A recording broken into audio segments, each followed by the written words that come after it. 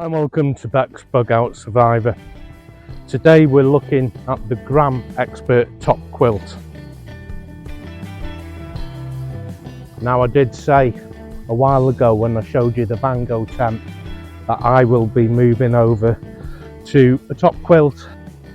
Now I already have a top quilt that is goose feathers. It's down and it's rated for -17C.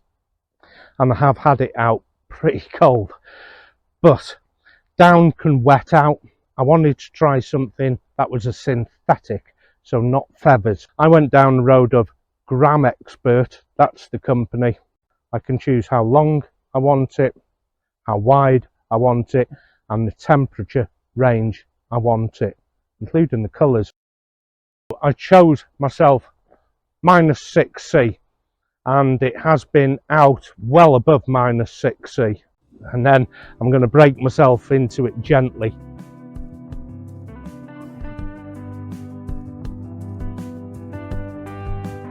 It's lightweight, it is warm, and it's very compact for its warmth. And that's because it uses my favourite fill insulation, Climate Shield Apex. But I've got mine here just on top of my 25-litre little pack here. Let me just get you a little closer.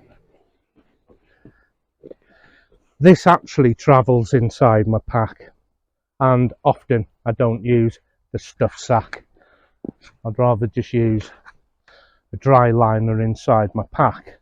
It's pointless giving you any measurements of this, because obviously it will squash down depending on how you pack it. But on my scale, this was coming out at about 850 grams. 850 grams, remember, for -6C. And the lowest I've taken it is 13 above. So I am a long way off its limit here. But so far, wow. Toasty warm. Climate Shield Apex, incredibly warm. It's warm when wet. Climate Shield Apex is extremely light to its warmth value. Nothing else will rival it, probably, other than feathered quilts. So if you want a synthetic that is probably the warmest per gram, it's going to be this. Usually it travels inside the pack with my little lightweight bivvy or lightweight tent, and I have had it in a hammock setup. I'll just quickly show you what was also in the pack. Lightweight clothing, which is jacket, sweater, socks, underwear, hat, gloves, all into that, really lightweight. This is my hooped bivvy. Now it's not Dutch Army, it is by Cumbria. It's the one Special Forces used, Royal Marine Commandos, of course, would have to buy their own, and that was from a company called Cumbria. And I have my lightweight pad as well, X-Firm, I think this is 460 grams, so everything has to be lightweight. And note how I don't have many individual components. I have something to sleep on, something to sleep in, something to sleep under. The extras for me is a bag of clothes, and of course I do have a pot to cook with. So everything has to be lightweight and compact.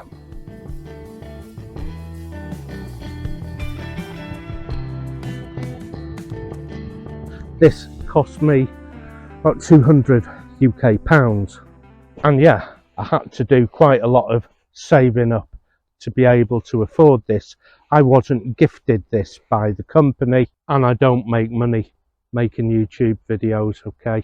I know a lot of people think I'm some sort of YouTube millionaire because I make weekly videos. The ad revenue on the channel is so small. Even if I was to get the ad revenue, I think it's 30 pence. And some of the kit I'm showing is £300. Every episode I'm out of pocket. But this is for my own personal use. but I thought I'd share it with you on the channel anyway. This is the actual quilt itself. I chose the colour, the size and the temperature range. I have chosen this clementine. This is the inside, and on the outside is the black. It's almost a wet look black. The shell here is just 10 denier. It's really pretty delicate, so look after it, with the actual stuff sack here being 15 denier. I don't want to put this on the ground.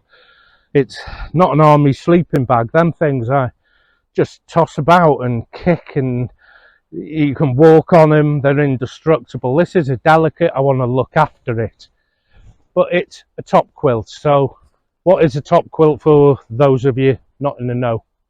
It looks just like a sleeping bag. There is where I put my feet, in here down the bottom,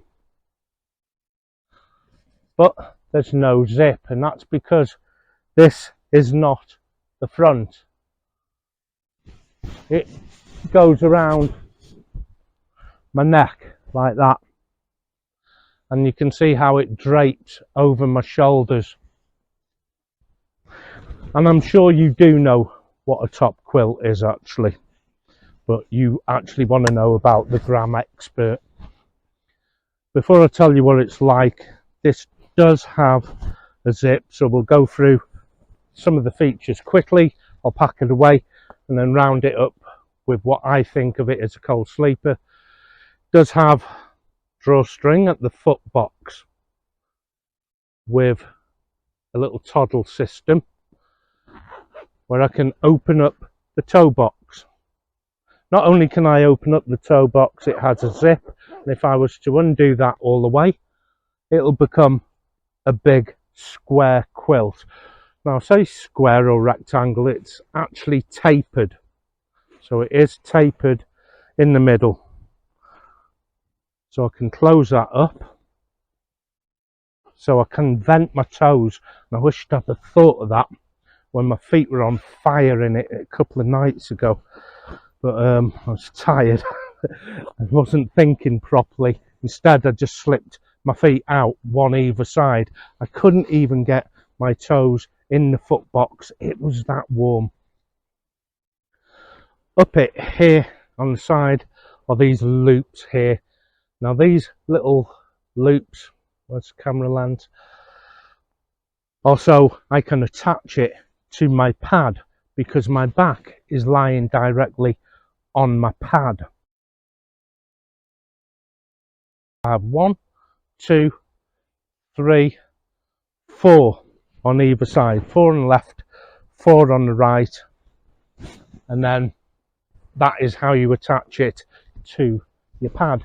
Now I thought I ordered pad straps and didn't, and at 200 odd quid, perhaps I should have done while I was there, but the price was creeping up and I thought I could make my own.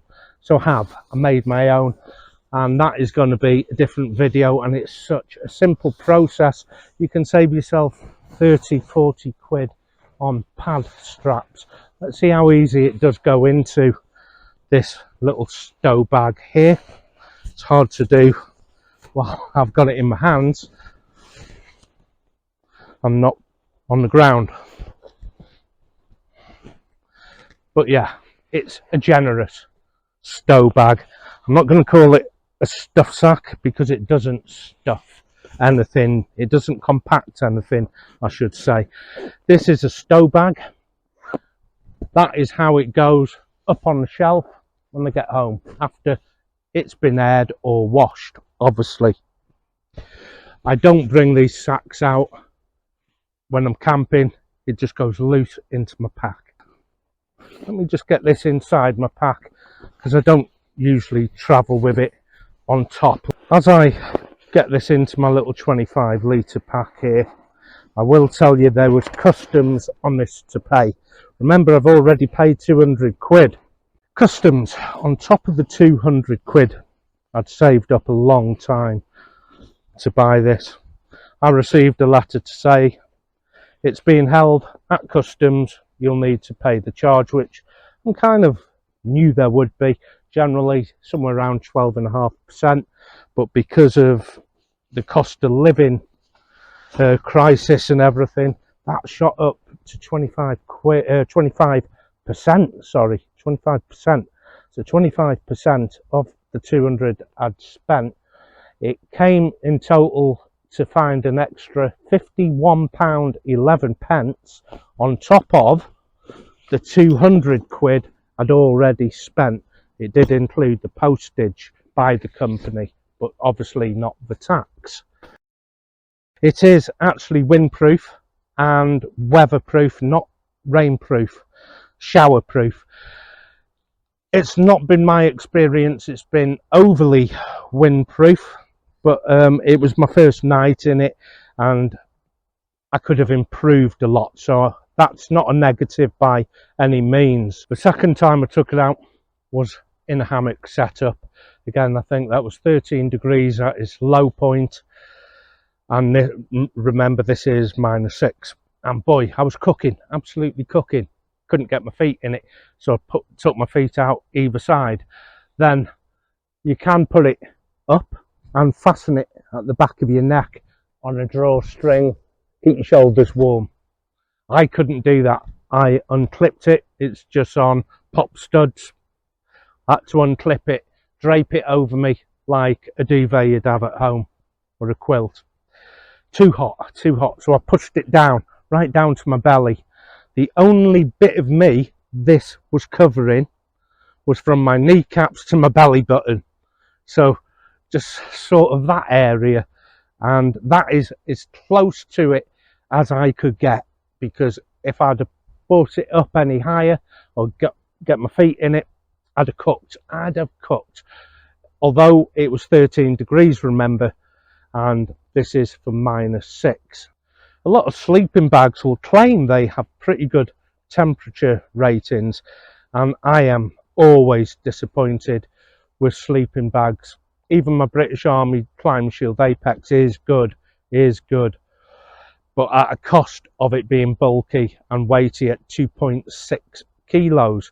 Remember, that thing there is not 2.5 kilos at all. It is 850 grams on my scale. That is a winter quilt, -6, remember, and that is the lowest temperature quilt they make. You can also choose the temperature range you want. So you could choose, I think, 0C and then +10C, 20C, so on. You can also choose the length. I got the medium, which is 175 centimeters. I forget what I am. It should have fit.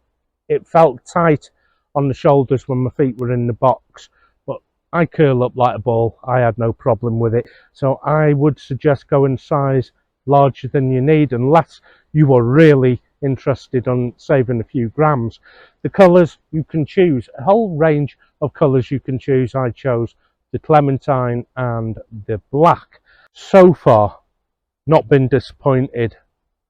It was costly, but the biggest sting was from the 25% at the customs. Spending 200 quid on a quilt pretty much wiped me out, because I don't get paid for doing these YouTube videos and I'm not sponsored.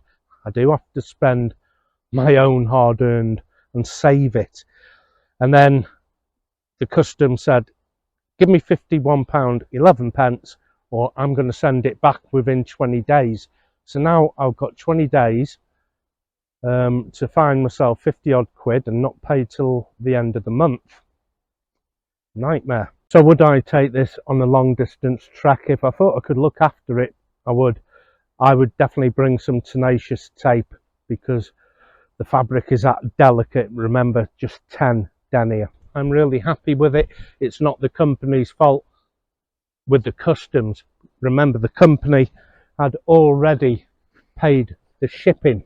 There is usually only import tax to pay for me if things are coming from the States into the UK, and there was a new rule that certain parts of the EU will also need to charge me some import tax, and I think that's because of the Brexit. I'm not big into politics.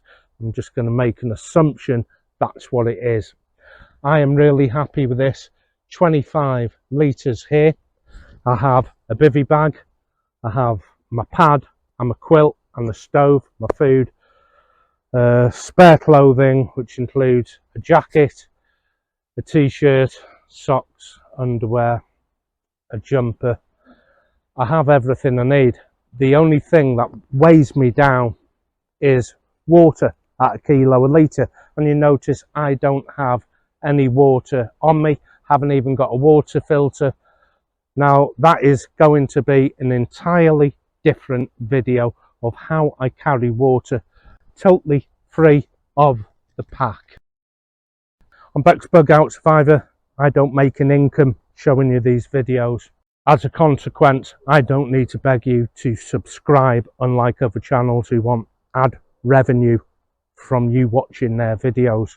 It's a bit like reviewing a book before you've read it. So why would you subscribe to a channel before you've seen what it is they have to talk about? You can hit the subscription button and the notification bell only to get notified when the next video drops. On a personal level, for me, I don't care one way or the other, but I do have a very tight band of regulars here, and you'll enjoy being here, especially if you like out-of-the-box alternative thinking to the mainstream or really honest reviews. I'll see you next Friday. Until then, take care of yourself, and I'll see you out there. Happy trails.